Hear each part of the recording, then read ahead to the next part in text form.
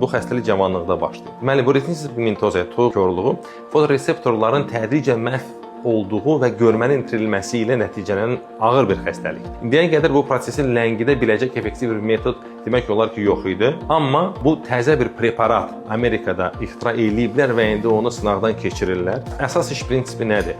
Oksidativ stres belə bir şey var. Yəni ki, biz bildiyimiz stres yox, o hüceyrə səviyyəsində baş verir.